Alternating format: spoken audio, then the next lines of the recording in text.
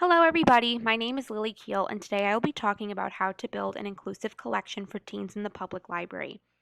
The building of an inclusive young adult collection for teens in the public library is vital in order to mold and support culturally competent individuals, and will also allow for teens to read books with diversified and inclusive topics and characters, giving them the opportunity to perhaps see more of themselves or learn more about others within what they read. Today I'll be providing research-based evidence as to how not only build an inclusive collection for teens, but why it is important to do so. In order to give you accurate information on how to build an inclusive collection, I set a set of research goals. My first goal was to find out which demographics of people needed to be represented in the collection. Some of the groups included LGBTQIA+, transgender, non-binary, genderqueer, and gender nonconforming people, Black, Indigenous, or people of color, and people with disabilities. These are the common groups that I found amongst research that talked about inclusivity in young adult literature. I also wanted to look at what methods can aid in the building process of an inclusive collection, what are the results that come from a successful inclusive collection, and what are the detriments that can come from not having an inclusive collection. These were all goals in order to accurately give you the best information in order to build the best inclusive collection for teens. So, what did the research show? The research showed that librarians not only need to be willing to educate others, but continuously educate themselves in order to successfully build an inclusive library collection. This would include attending programs that are made for librarians that talk about social or racial injustice issues, just as an example, in order to better educate themselves on what topics current books are talking about in the young adult literature genre. Another piece of evidence from the research showed that there is a lack of representation, and it can also cause detrimental mental effects on teens, as they may feel unwanted or invalidated due to books not being incorporated into the collection that don't include characters like themselves. Another piece of evidence that resulted from research included librarians needing to build relationships with teens in order to better understand what they want to see in the books within the collection. Who is a better source than the teens themselves? Building relationships can not only build a better collection, but a better library environment. My research also showed why inclusive books are valuable to readers who may not directly relate to the characters. An example would be a cisgender reader reading about a transgender female character. Books that are inclusive provide people with information on the lives of others who share differences instead of similarities. In the graph below, this is representing information from an article by Sandra Hughes Hassel called Multicultural Young Adult Literature as a Form of Counter Storytelling.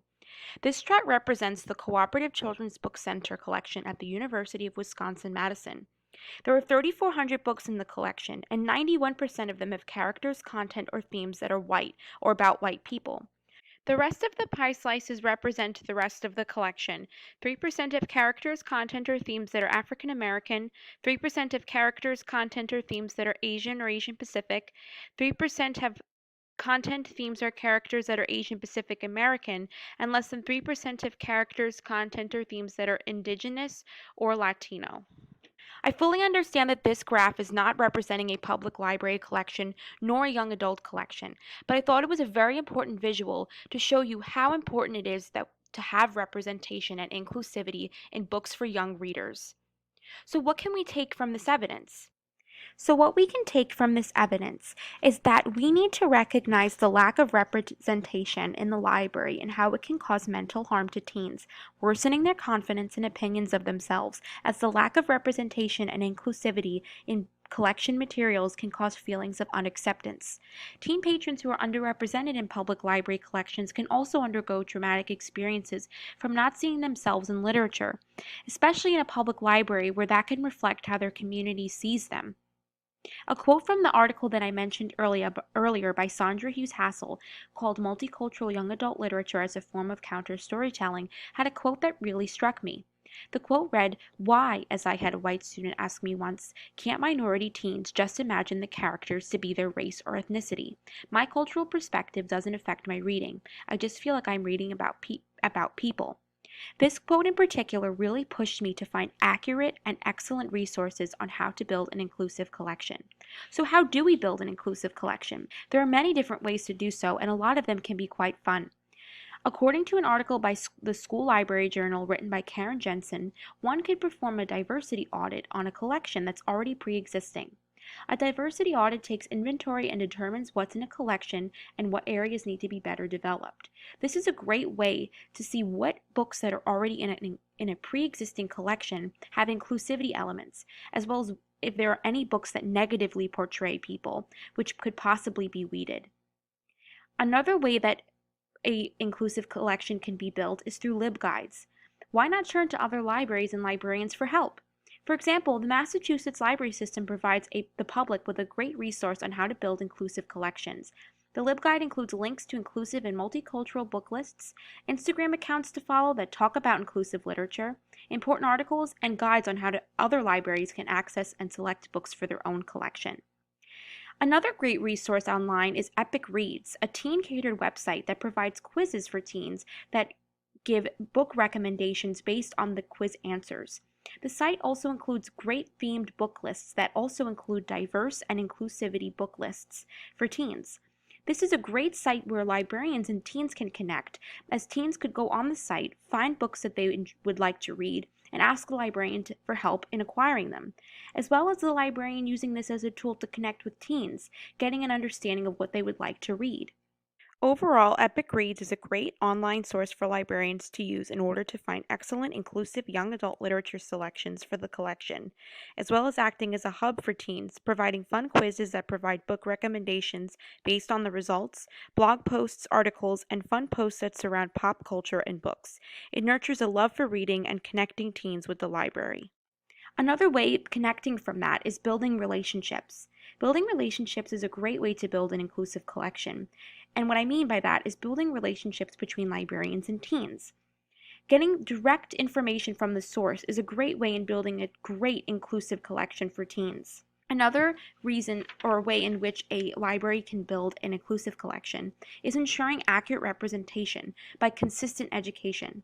What I mean by this is librarians should be constantly educating themselves on social injustice issues as well as racial injustice issues and other important topics that involve diversity and inclusivity in order to better acquire books that are accurate and talk about important topics as well as including characters of all types. There are many benefits of building as well. Librarians will learn new acquirement and collection building techniques, as well as teens will be recognized, represented, and reflected in the collection, and they will feel that their needs are finally being heard. There also may be a cease to negative portrayals of multicultural characters within books that are in library collections. They will also provide non-fictional information for readers who do not directly relate to those characters, which is also a great benefit from this inclusive building. And another benefit is building relationships with teens. This will not only help for an inclusive collection, but an inclusive and welcoming environment. So in conclusion, libraries are for everyone. A quote from the American Library Association that I will leave you with reads, "Libraries have a responsibility to defend against challenges that limit a collection's diversity of content." Librarians need to be proactive about building and maintaining cultural competency on their end that will help an inclusive collection continue to grow.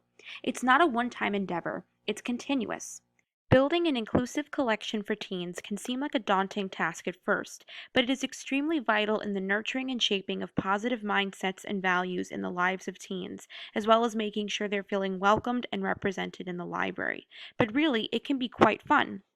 Go over the current collection. There may be great inclusive books already there, as well as include teens in the process. Not only is it fun, but you'll get great direct requests from teens in terms of what they want to see, and perhaps letting librarians know what there is a lack of. Building an inclusive collection needs to be a genuine desire, as well as librarians needing to be open to constant education on important inclusivity and diversity topics, increasing their cultural competency in order to best serve teens and an accurate inclusive collection. And have fun with it.